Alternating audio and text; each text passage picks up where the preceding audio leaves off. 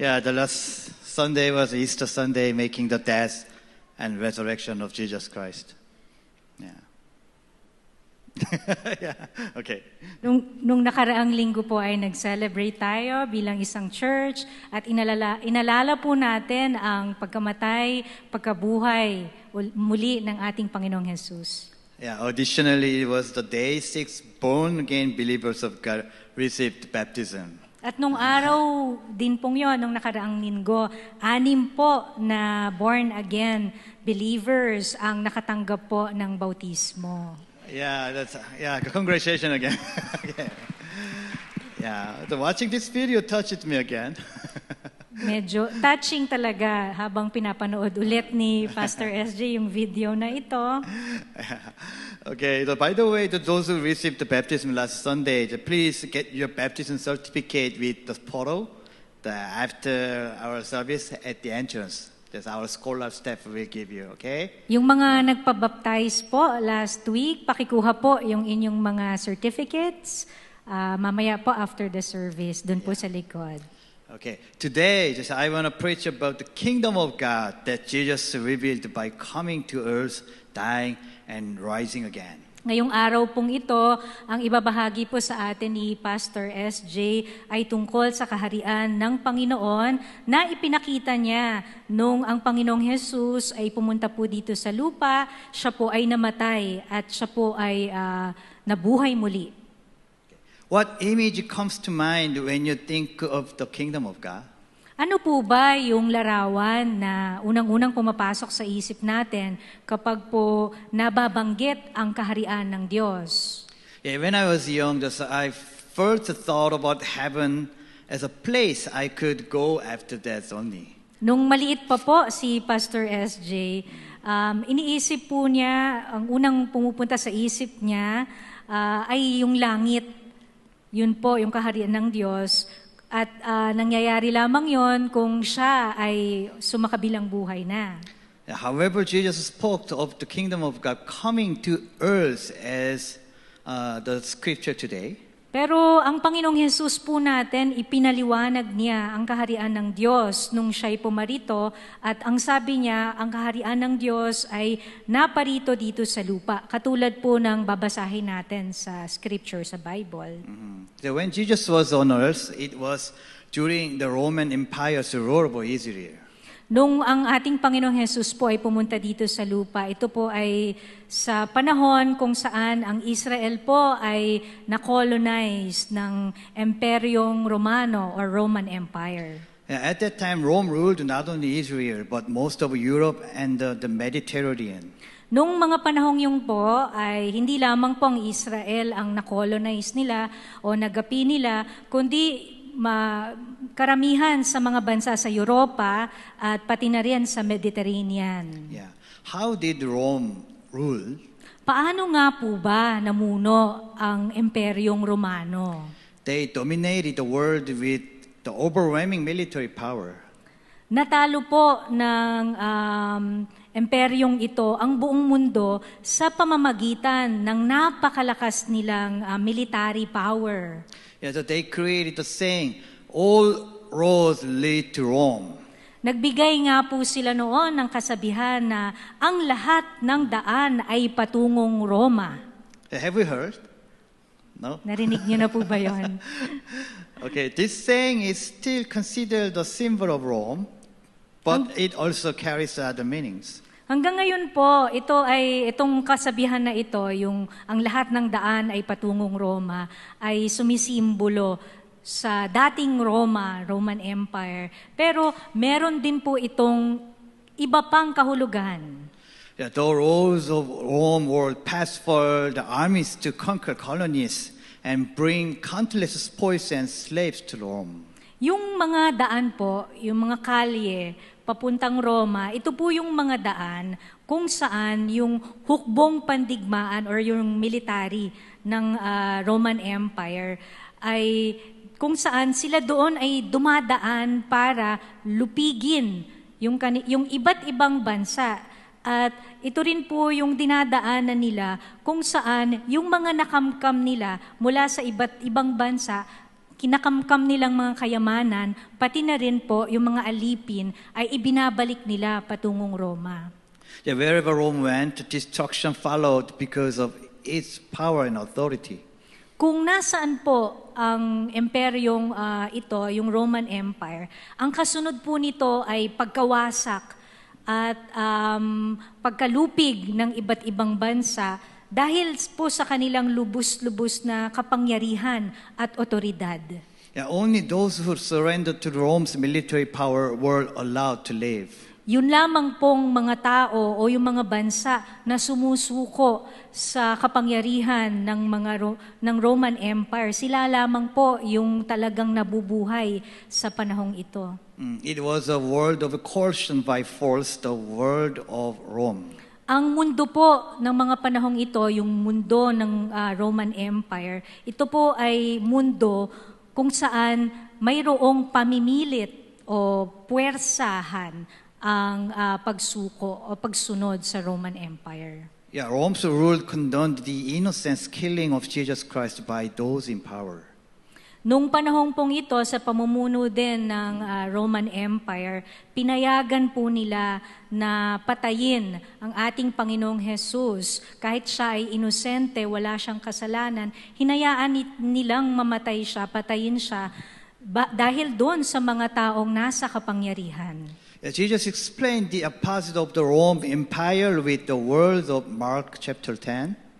Ipinaliwanag po ng ating Panginoong Jesus yung kabaligtaran, yung opposite ng imperyong ito or yung Roman Empire. Makikita po natin ito sa Mark 10. Yeah, he said the order of God's kingdom is for the powerful to serve the lowly. Ang sinabi po ng Panginoong Jesus, ang utos o mandato ng kaharian ng Diyos ay para sa mga makapangyarihan na pagsilbihan ang mahihina o mabababa. Yeah, Mark 10:40 said, so you know that those who are regarded as ruler of the Gentiles, Lord is over them, and their high officials exercise authority over them. Ang sinabi po dito sa verse 42, alam ninyo na ang mga itinuturing na pinuno ng mga hentil ay namumuno bilang mga Panginoon sa kanila. Yeah, verse 43 said, not so with you. Sabi naman po sa verse 43, ngunit hindi ganyan dapat ang umiral sa inyo. Yeah, instead, whoever wants to become great among you must be your servant. Sa halip, kung sino man sa inyo ang nais na maging dakila ay dapat maging lingkod ninyo. And whoever wants to be first must be slave of all. At sino mang nais maging pinuno o manguna ay dapat maging alipin ng lahat.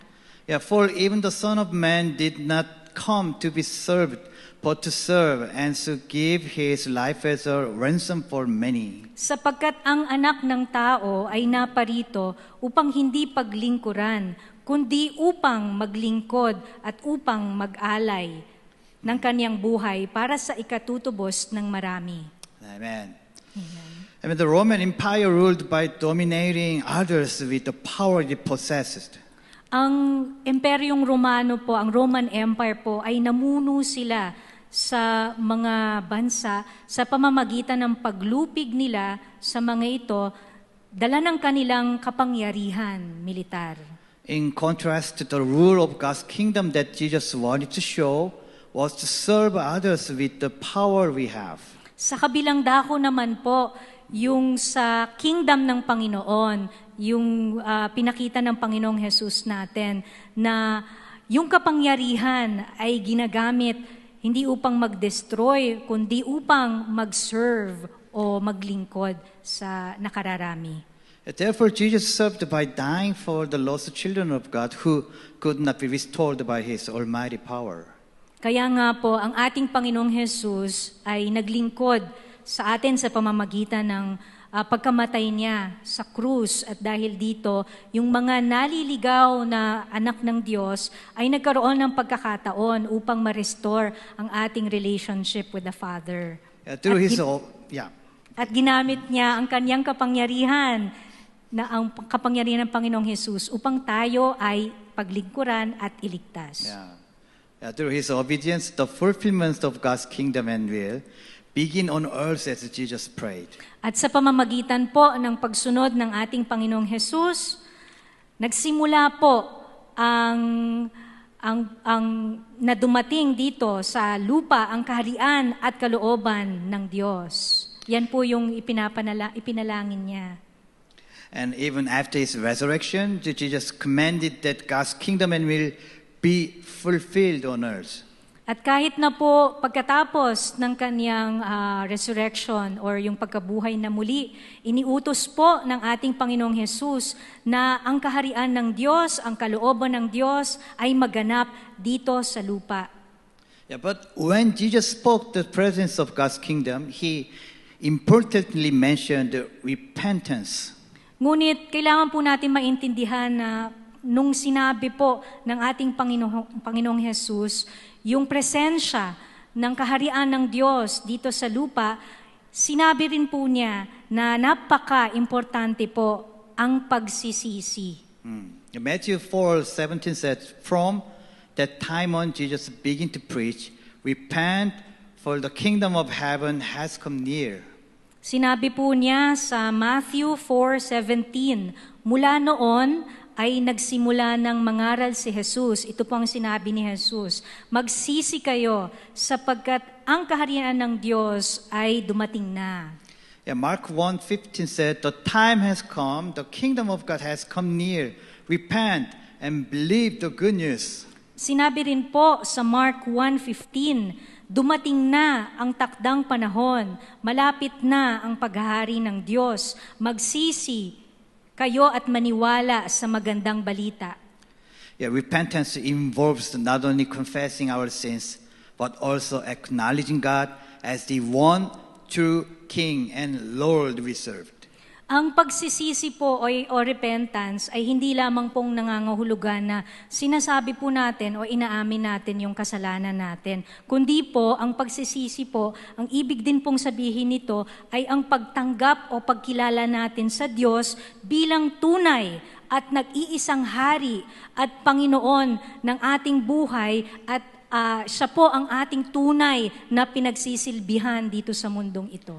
When you decide to live according to the governance and ways of God's kingdom, nung tayo po ay nagdesisyon sa ating buhay na mamuhay tayo na naaayon sa gobyerno ng kaharian ng Diyos, naaayon sa mga paraan at kultura ng kaharian ng Diyos, the Holy Spirit indwells within believers to enable them to live that way. Ang banal na Espiritu po ay nananahan sa ating mga mananampalataya upang bigyan po tayo ng kapangyarihan na tunay ngang mamuhay ayon sa kingdom o dun sa kaharian ng Diyos.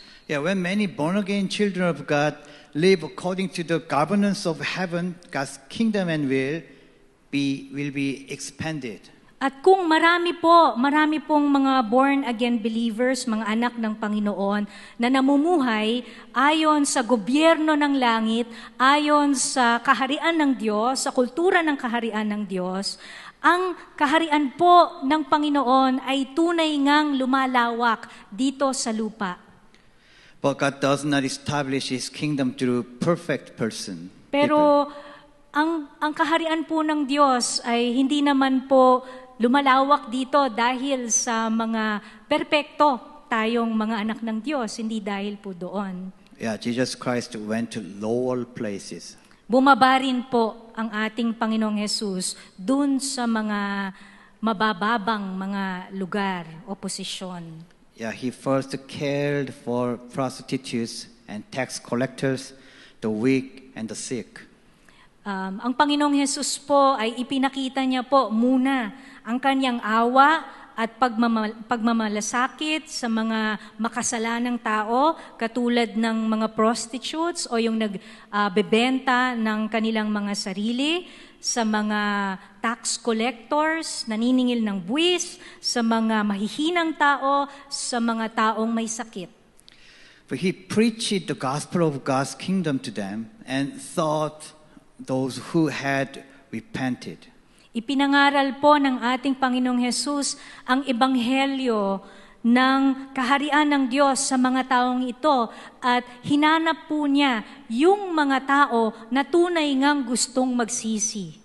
However, despite experiencing healing and miracles, only few confessed their sins and returned to Jesus Christ. Kaya lamang po, kahit na po maraming tao ang nakaranas ng kagalingan, nakita nila ang mga milagro ng Panginoong Hesus, kakaunti lamang po ang bumalik sa Panginoong Hesus upang magsisi ng kanilang mga kasalanan. Yeah, only few. Konti lamang po. Conversely, to the few who turned from sin, such as a woman with a bleeding disorder, who desperately clung to Jesus' garment. Makikita po natin yung mga bumalik sa Panginoong Hesus, nagsisi ng kanilang kasalanan, katulad na lamang po nung isang babae na mayroon po siyang sakit sa pagdurugo.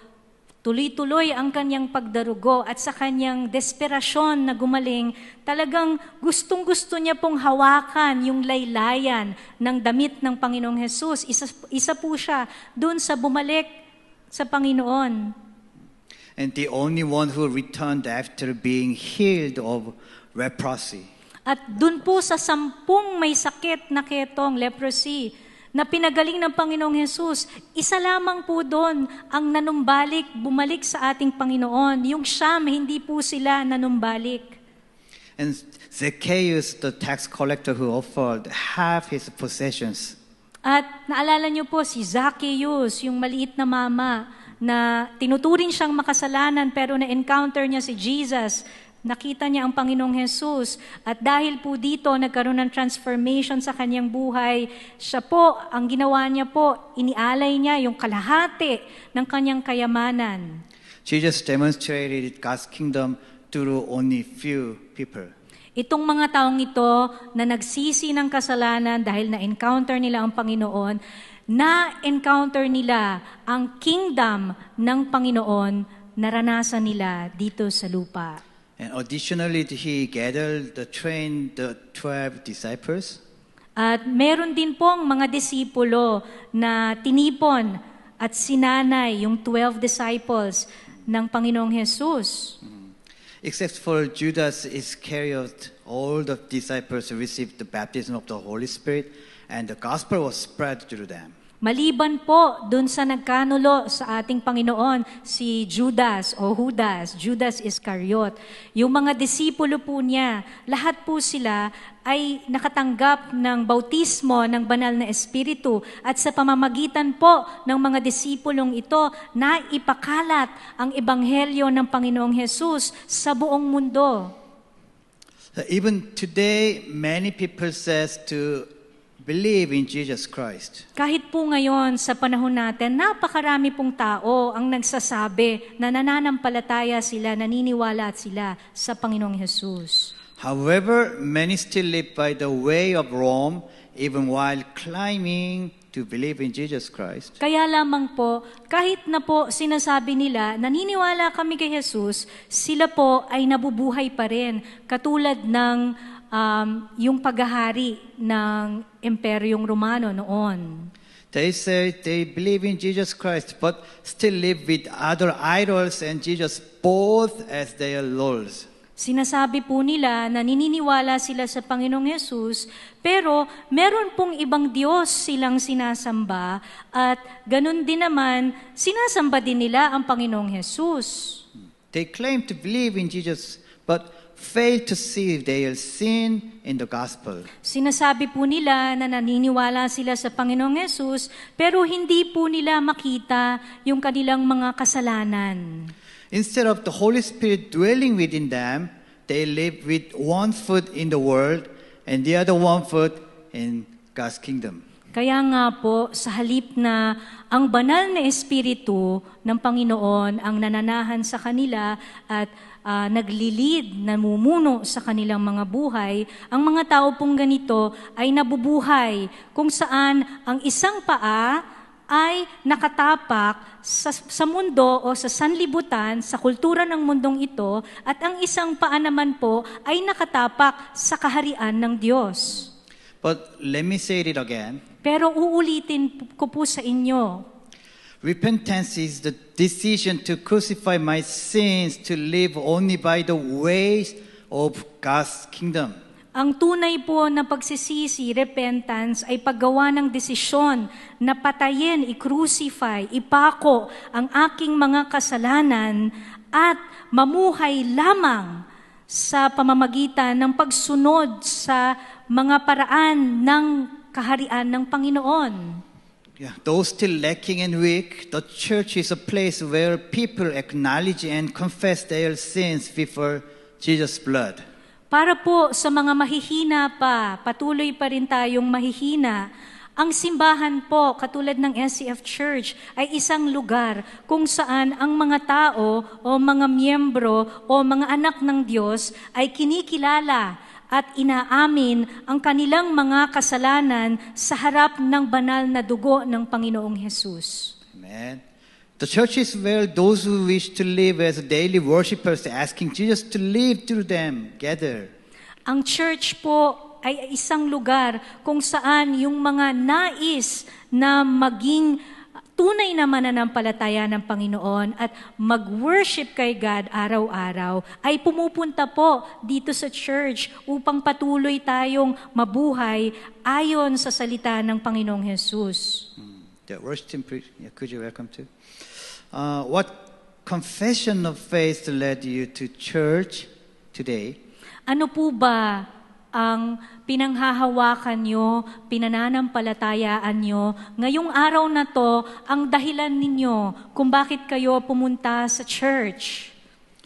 Yeah, though we sometimes fall and still struggle with our sinful nature, God establishes His kingdom through children who love Jesus and yearn for a new life. Kahit na po minsan, tayo po'y nahuhulog sa kasalanan, tayo po'y nagkakasala pa rin dahil sa makasalanan tayo, ang Panginoong Hesus po, ang Diyos po, ay itinatatag niya, pinapalawak niya ang kanyang kaharian sa pamamagitan ng kanyang mga anak na tunay na nagmamahal sa kanya at nagnanais na magkaroon ng bagong buhay.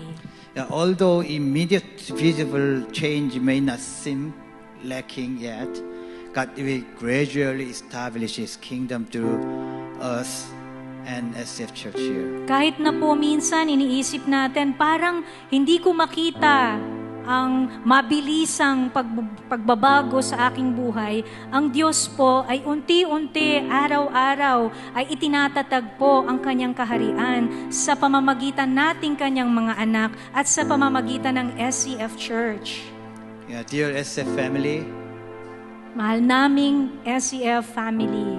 SCF Church's mission is know God and worship God and make disciples and send out. Ang misyon po ng ating church ay ang makilala natin ang Panginoon, ang mas sambahin natin ang Panginoon, gumawa ng disipulo ng Panginoon at maghayo, magpadala sa iba't ibang lugar ng mga disipulo ng Panginoon. Yeah, in a word, it means establishing God's kingdom. Sa isang salita, ang misyon po ng ating simbahan ay magtatag, itatag ang kaharian ng Diyos dito sa ating lugar.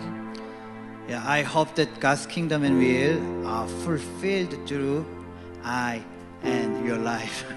Hinahangad po natin na ang kaharian ng Diyos, ang kalooban ng Diyos ay tunay ngang matupad sa buhay ng bawat isa sa ating naririto ngayon. Though we lived by Rome's way, we now repent our desire to live, to serve by the governance and ways of God's kingdom only. Kahit po tayo'y namuhay katulad ng mga panahon noon na